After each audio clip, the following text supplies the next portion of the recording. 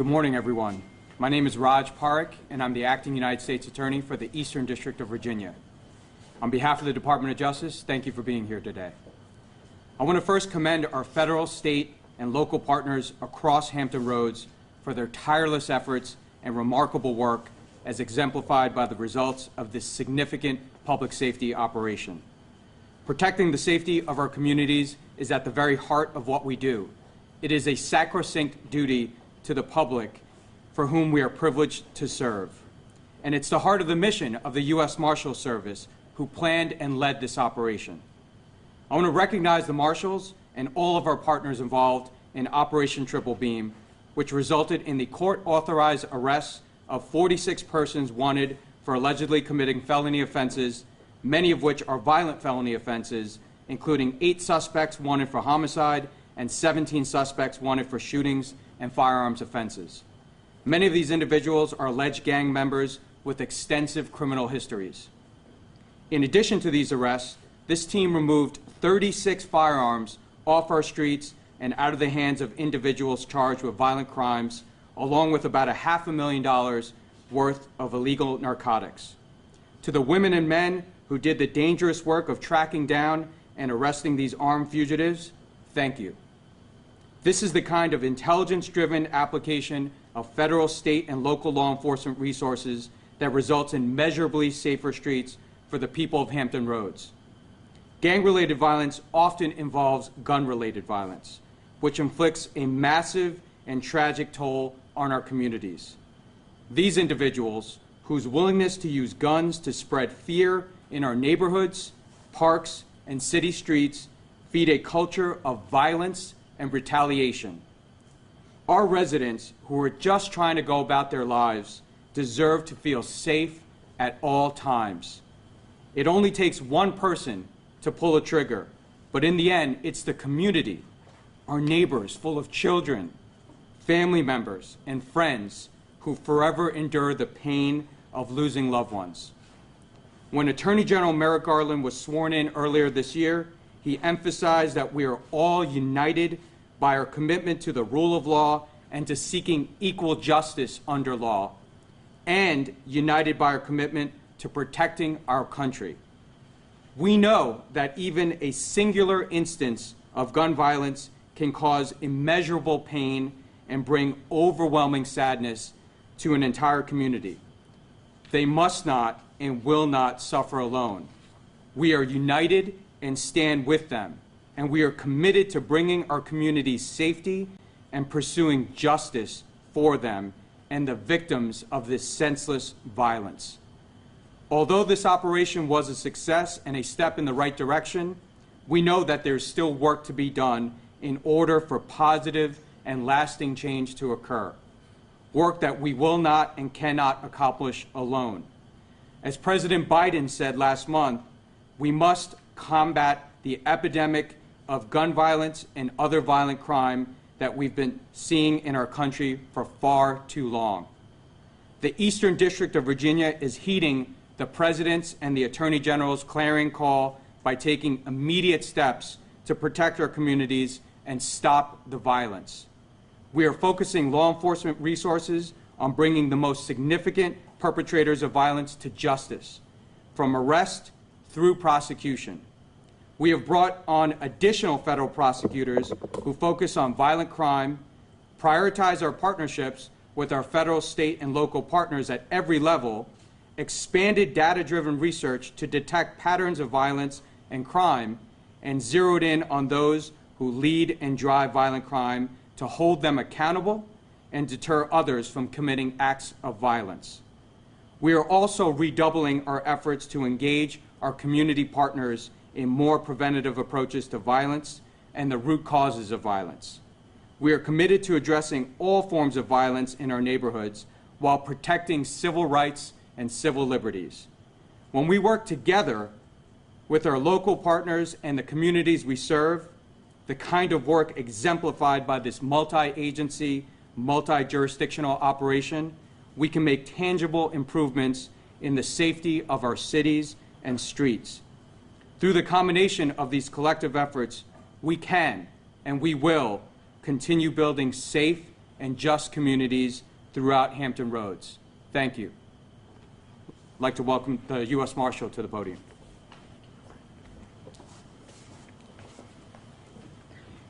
Any day that I can follow U.S. Attorney Parek to the podium is a sign that I'm going to have a good day. Thank you for supporting our team, Raj, and thank you mainly for being my friend. Chief Boone, thank you for hosting us today. Sir, I appreciate it, and I appreciate our relationship over the years. To the media, guests, and all of my colleagues here this morning, good morning. My name is Nick Proffitt, and I'm the United States Marshal for the Eastern District of Virginia. It's an honor to be here today representing our nation's oldest law enforcement agency. Prior to my appointment as the United States Marshal, I spent 26 years as a Deputy United States Marshal, with all 26 years spent right here in Norfolk, Virginia.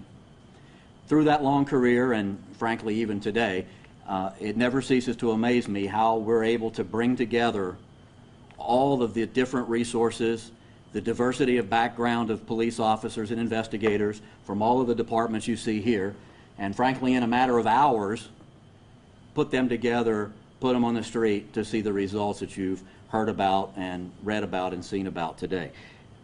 It's amazing to me. I think a lot of the reason that we can do that is due to the men and women that are in leadership positions in our Hampton Roads community and law enforcement, those standing here and those that aren't with us today. I had somebody very close to me one time tell me, Nick, if you ever make it to a leadership position, don't ever forget that oftentimes trees die from the top down, and so do organizations. So I think when you see the results of this operation and you know these leaders like I do, we've got some pretty strong trees in Hampton Roads. And I'm grateful and blessed to be a small part of that. I was speaking at another location a few months ago, and they had some motivational banners hanging in the auditorium, and one of them said, "One team, one mission."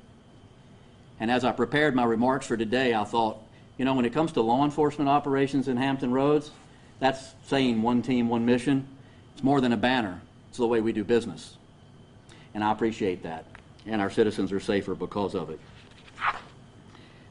No doubt that the leadership's important, but I think everybody, and I know everybody standing with me here today, and all of you certainly appreciate that the true heroes, the true accolades go to the men and women that do this job every single day on the street. So we can be the best leaders we can, but without them doing what we ask them to do, placing themselves in harm's way, the job doesn't get done.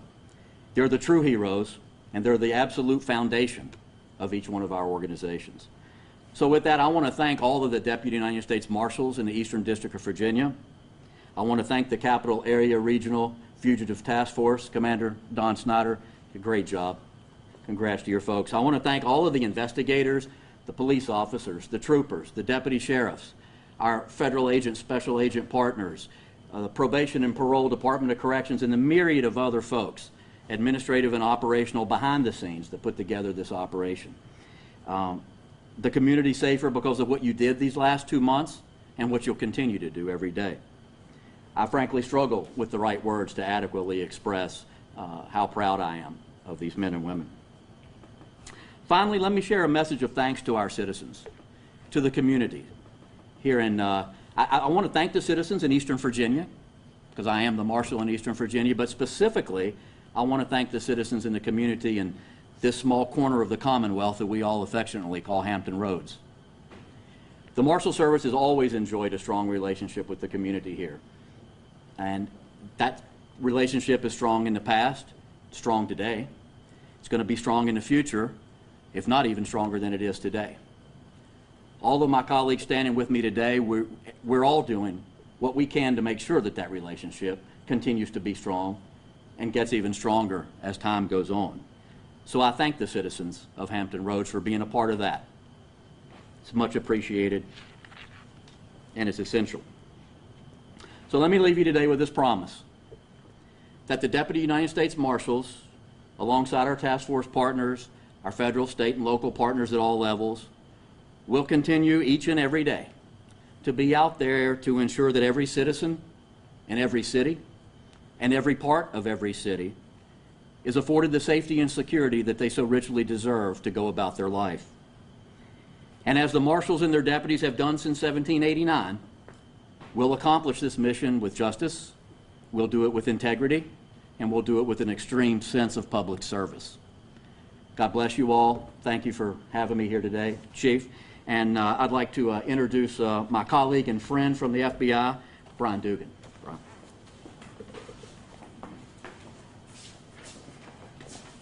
Thank you, Marshal Prophet. Thank you for everybody being here today. This is a good example of the collaboration that federal agencies and our local and state partners are doing today and will be doing in the future. Surge or no surge in the violent crime issue in the Hampton Roads area, we are all working together to address this. The FBI's priority, working on organized enterprise investigations, continues, and we're hoping to add as a force multiplier to the efforts of marshals like today, our federal partners, as well as our police chiefs here. We're going to be working with in the near term to address the issue going forward. Again, thank you for having us on board, Marshal, on your task force and Operation Triple Beam.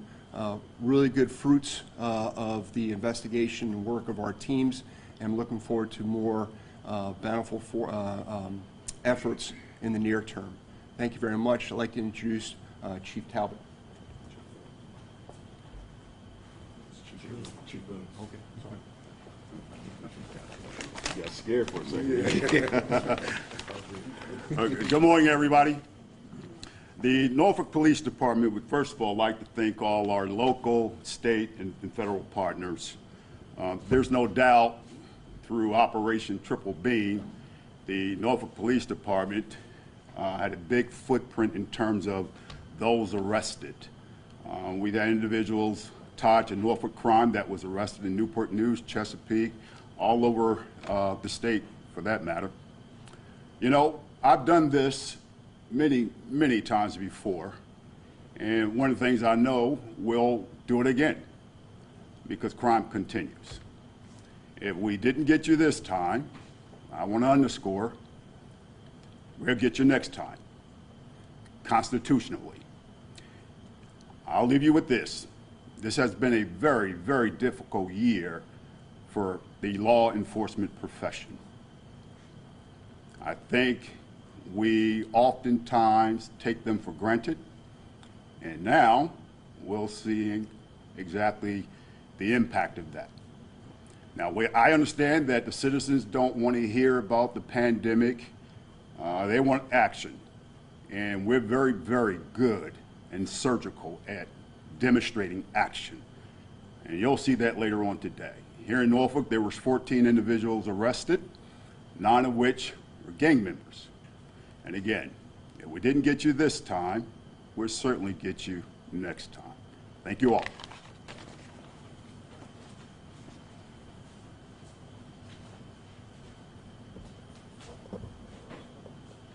If there's any questions right now, we'll address those at this time. What point does it have to get to for you guys to say, okay, we need to do an operation like this? Is there a limit? Is there a certain amount of crimes? I mean, at what point do you say, all right, we got to get all together? It's too bad. That's a great question, ma'am. Don, do you mind? Sure, Mark. Don Snyder is the Chief Inspector, the Commander of the Capital Area Regional Fugitive Task Force. So before I give an answer that he's going to have to correct me on, I might as well just let him give you the right answer the first time. So, Don, please. When we decide where we're going to deploy the Operation Triple Beam model to a specific area, there's several considerations that need to be made. The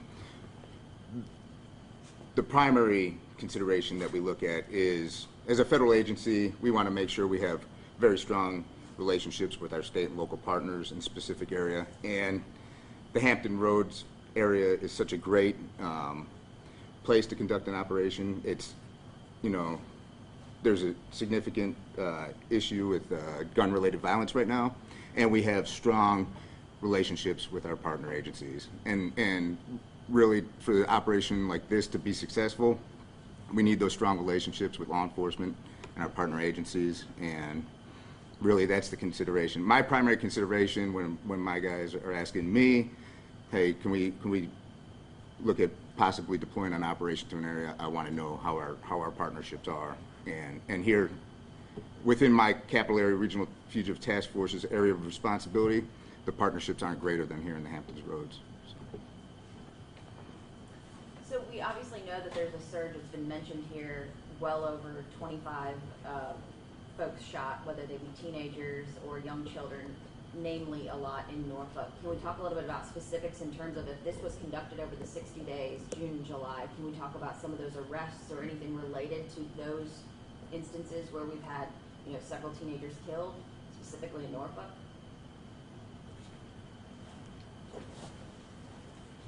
So, yes and yes. We've, as you know, had several juveniles shot. But I also wanted to say in 2016, the number was much more higher than that. And I don't say that to minimize the issue. I say it to let you know that there is improvement.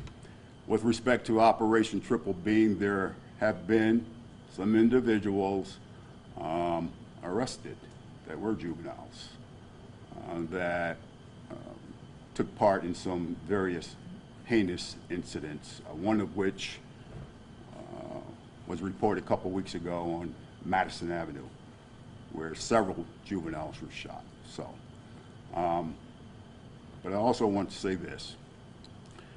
You know, we have an issue in Hampton Roads, not just Norfolk, Hampton Roads and across the country. We have a gang issue, not just Norfolk, Hampton Roads and across the country.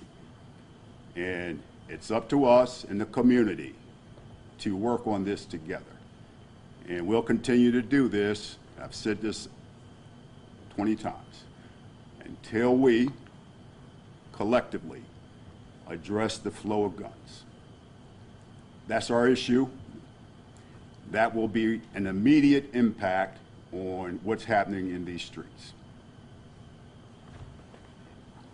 Do we know how many of the 36 firearms were stolen and used in a crime? I know that's a big issue. We don't have those specifics, right? Okay.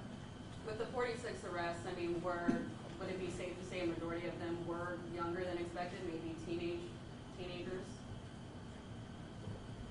You know, with the violent crime, we see an age group that's pretty consistent across the country. You know, they're anywhere from 18 to the 30s. So not as young as 14, 15, some of the ages that we're seeing killed? Generally, no. Okay. Specifically, getting into specific cases, I don't have that information. So a surge in violence, and is it safe to say a surge in gangs?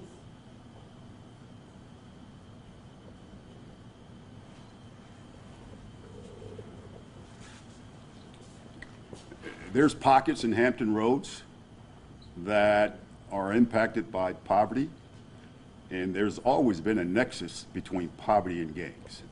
Folks, this isn't new, all right? And we're going to continue to talk about this. We'll do another operation, and we'll get up here and say the same things. I don't say that to minimize our efforts, but I say that we really need to focus on our youth, the flow of guns, and poverty. It's unfair for law enforcement to have to manage mental health issues, unemployment, homeless, all those other things that the ecosystem has left us to handle. That's the challenge. We need to get everybody involved. And until we do, we'll continue to do this. Well, I can say what we're seeing on our side, especially on the peninsula, we're not seeing new shooters. We're seeing the same shooter recycle over and over again. Most of these people have been through multiple programs. A lot of them are already on probation and parole, and they've been through every type of community and law enforcement type of, like I said, rehabilitation there is, and what we have to admit is not working. We're very good at the person who's marginal, but by the time somebody's 16, 17, 18, if we arrest them, there are multiple shootings they've already committed that we haven't gotten before. So the hardest thing is to keep the person from doing the first shooting, because after they shoot, each crime after that becomes easier. And we've got to figure out is that what can we do to deal with the actual shooter, the one who's doing the violent crime, and try not to mix everybody together. Try not to say that some people in gangs for different reasons, but the shooter is the one that's causing the problem. It's not necessarily, if we can deal with the shooter, what works, and like Chief Boone said, we're good on the law enforcement side. It's easier doing an arrest. That's the easy part of it. The hard part is what's the trauma involved in it? What's the retaliation? What's going on in the community? How do we fix that? You know, other than just the bulldozer and displacing it somewhere else. It does me no good if I stop the crime in Hampton, but I move it to Norfolk, I move it to Newport News, because in this area there are no borders. So it's most of these people there, they've been arrested before. Some of them they're already out on probation when they get arrested. So our main goal is that how do we fix the problem instead of displacing the problem?